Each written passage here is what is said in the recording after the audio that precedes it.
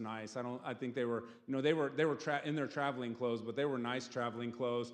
And they came in, it was a mother and father, and they had 3 children, and they were happy on the way in. They ordered pizza together. Everybody was enjoying whatever they were doing. They seemed very, very happy and content to be where they were. I'm not sure what we were doing in Canton, but we were there, probably dentist appointment, but we're there, and we're eating our pizza, and we're doing that, and we can't hear what they're saying. They're sitting in the booth behind us.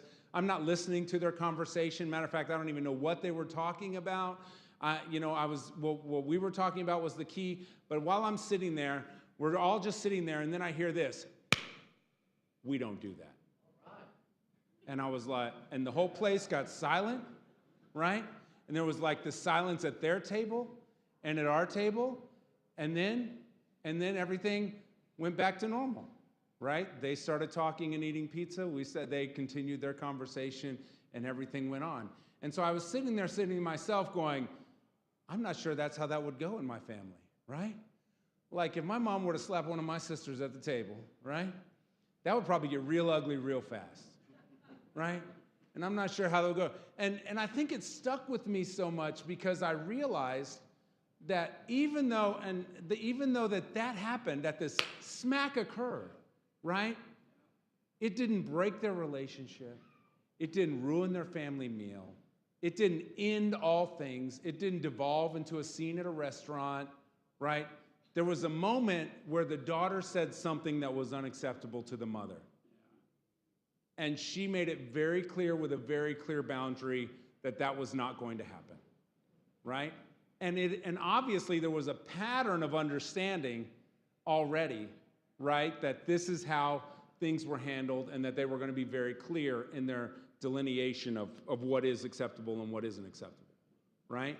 And so I thought to myself, I know there's a healthiness to it. I'm not saying beat your kids in restaurants, right? I'm saying that it was different than abuse or craziness. There was no anger expressed. There was no broken relationship. It was a continuation of relationship that as the relationship continued, they had built to this point where she pushed a boundary as an adolescent teenager, and the mother was very clear about where that boundary line was going to be, right? And it happened in a short second, and everybody moved on from that moment, understanding the law of the land, right?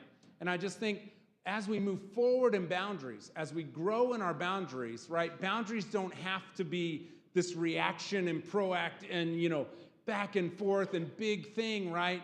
As we are growing in our boundaries, as we built most of our fence here, right? As we continue to build our fence planks, our relationships should grow to the point where we can set a clear boundary, it can be accepted, and we can move on, right? But we have to keep setting boundaries in order for it to be the normal or acceptable way for our life to happen. So the parable of bags of gold shows us that those who initiated, right, who moved forward, they received rewards, right? Doubled their income, not just that, but they also were welcomed into the master's place and given more things to rule, right? They received rewards.